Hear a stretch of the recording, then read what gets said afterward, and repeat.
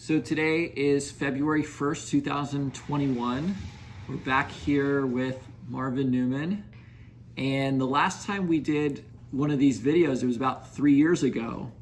And you shared a lot of your thoughts about family and your life experiences. And since then, a lot has changed. 2020 was a roller coaster of a year with COVID-19 and the world kind of flipping on its head. And I'd like if you could share your experience over the past year with the pandemic. Well, things were going along very well. Everybody in the family was together. We would come to each other's house for dinner. We'd go to Jamie and Josh and Terry and Tom and Joanne and Bobby, and we were seeing the grandchildren often and so on. And then all those wonderful times came to a rather abrupt stop about a year ago in around March of 2020, when this pandemic of COVID-19 was discovered in the United States. And people were getting it and suffering. Many suffered, died on respirators. You couldn't go visit people.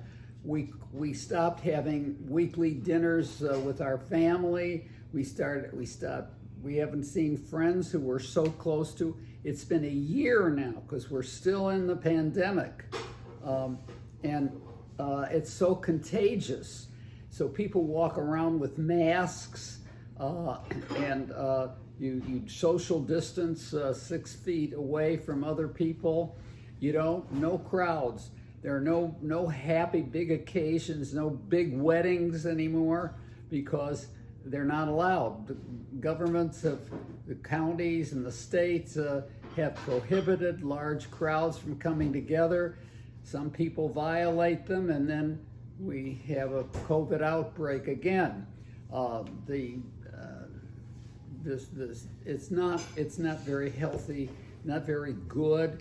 And when Adam and Zachary, for example, would come over to our house, I was always, even if I saw them publicly, I'd just go up and squeeze them. And I did that with all my grandchildren. I would just hug them and hold them close to me. I loved that. And it's been a year since I've been able to do that because of it's so contagious, this terrible disease. Nanny and I, Myrna, Mom and I, we were just vaccinated. They have a new vaccine now that hopefully will prevent the spread of this. So we just had the second of two vaccinations. Vaccinations are hard to get. You have to be over 65 right now to get them because there's a shortage. And hopefully the rest of the population, the younger population, will be eligible for the vaccine soon. But now they're beginning to find new strains of this vaccine coming from South Africa, from the United Kingdom, and it's beginning to take hold in the United States.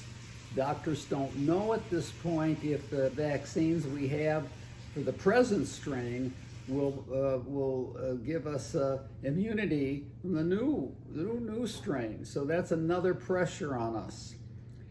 But putting sickness aside, and this is bad, when you can't have family, when you can't socialize with your friends. But we have just finished 4 years of the presidency in the United States of Donald Trump. And I'm now 86 years old, and he has been the worst president in my entire life. And most people, I think most people agree with that. In 4 years, he was impeached one time. He's up for impeachment again next week, although he's no longer president, but for he's been blamed for inciting people to go and attack the Capitol the senators and so on, and we had a terrible time. It was almost like a revolution in Washington, started by this evil man. He is evil in every way. Lies, he cheats, he has so misled the American people. And if you're poor in this country, if you children without food and so on, and they need government help, and he is very stingy with it. Kids are starving, people are hungry. The movie houses have closed down. One of the fun things in all my life that I can recall is going to the movies, going to a movie theater and buying boxes of popcorn and enjoying them. And Myrna and I would go on Sundays, and sometimes we'd call our friends and we'd meet another couple, and we'd all have popcorn and watch the movies and then go out to dinner. That's gone now. Movie houses are closed because of the pandemic, and it's so contagious. So we've learned to do a lot of things at home. Myrna and I keep busy. We try to get away from the news on Trump, because it's never good news in the morning. He tweets out awful things to the point where the Twitter company won't let him use Twitter anymore to say the evil things he has said. He's a racist, he's anti-Semitic, he's mean, he lies, he cheats.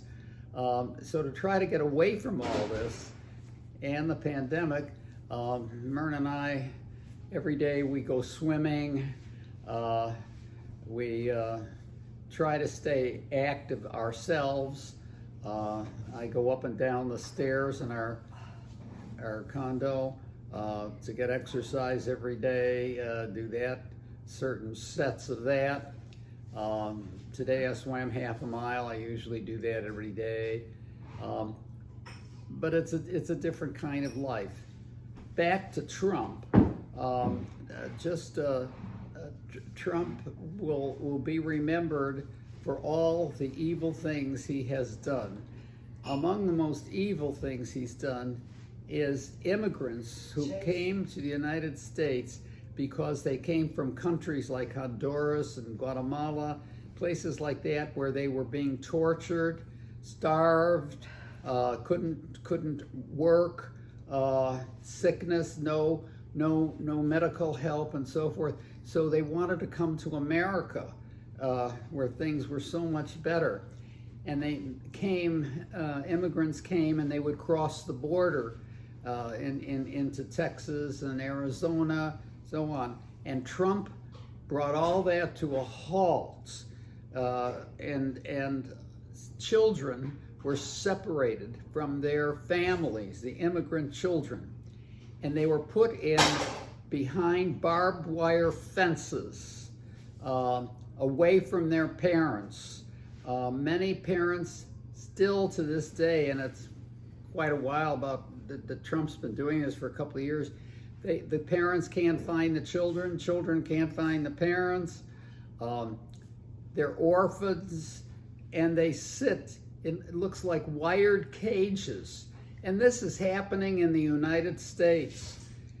Never did I ever think we would ever see that in this great country. But Trump managed that to happen. He, as I said, he incited the riot in Washington, and senators were hiding under desks. Windows were broken in the Capitol buildings. And 5 people died, including a policeman who was trying to stop the rioting. But that's just a little bit of what Trump has done. He has just hurt the country terribly. His relationships with other countries, most countries of the world were good before Trump. but he pulled us out of the climate accord in Paris, where major countries of the world agreed to cut down on carbon emissions and take care of the climate, and because animals are dying in the Arctic, we're breathing terrible air, etc. Well, what did Trump do?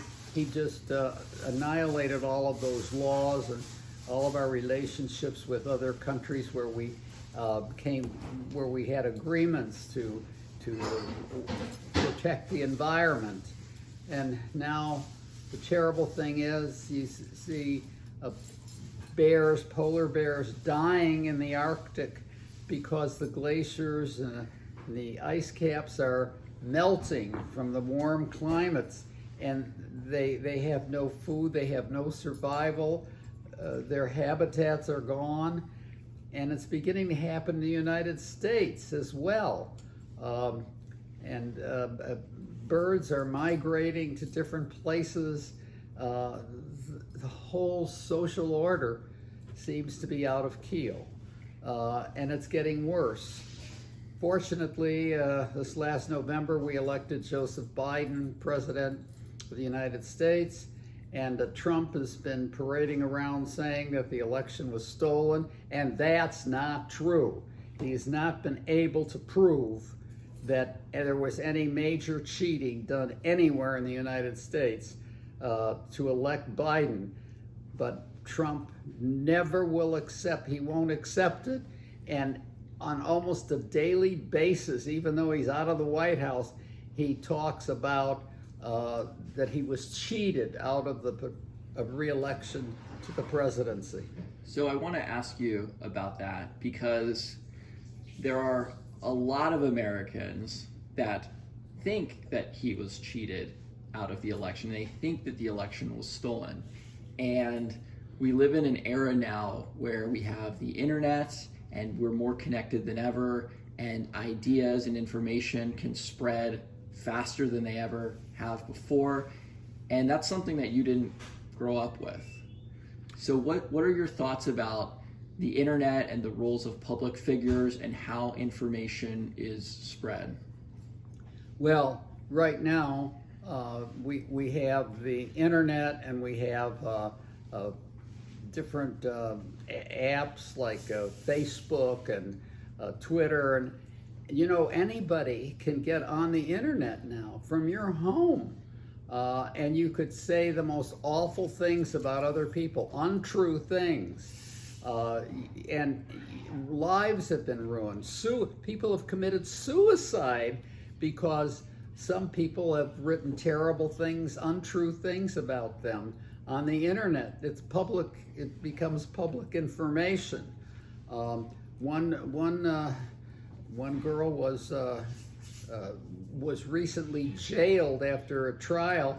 It was determined that she used the internet to persuade over and over again, finally to persuade her boyfriend to take his own life. And he did, and she was convicted for doing that.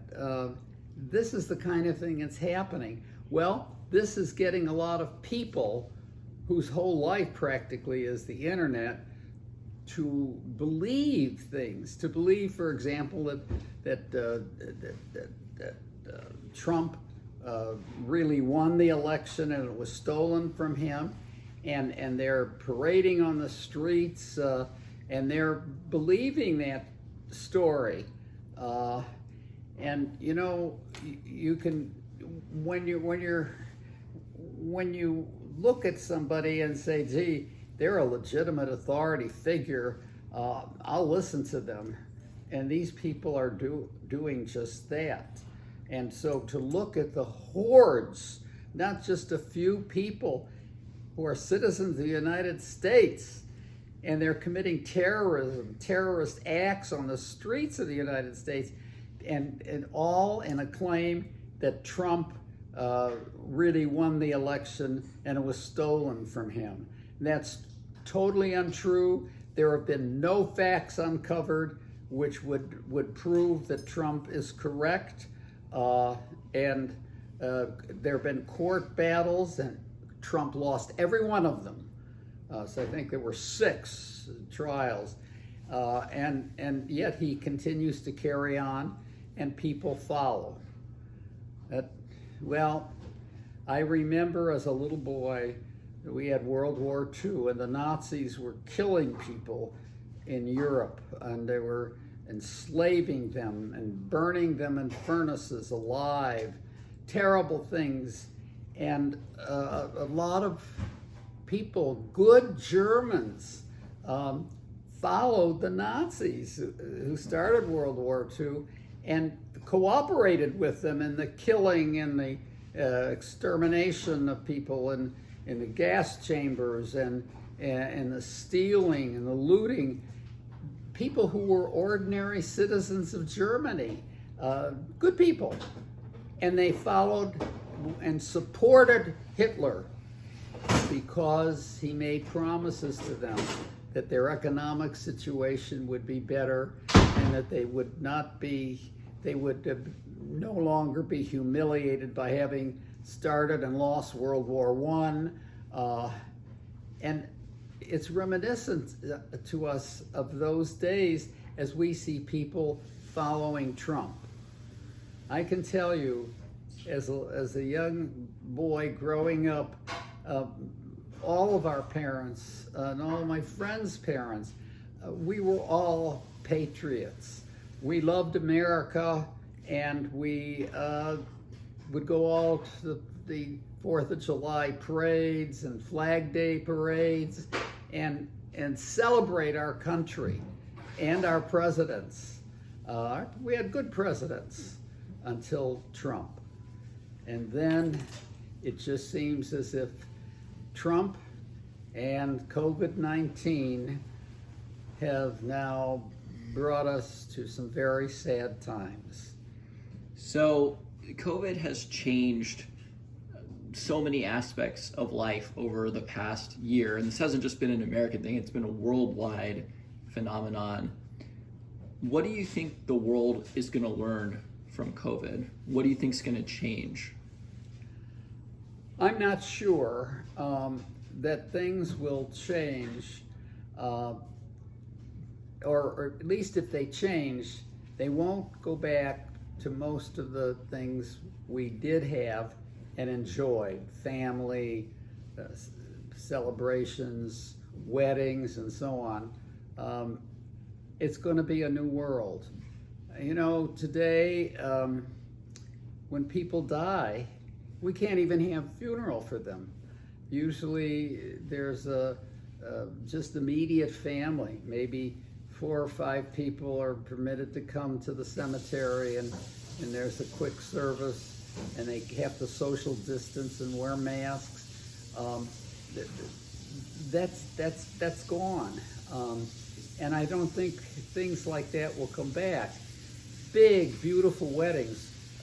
Myrna and I made beautiful weddings for our 4 daughters.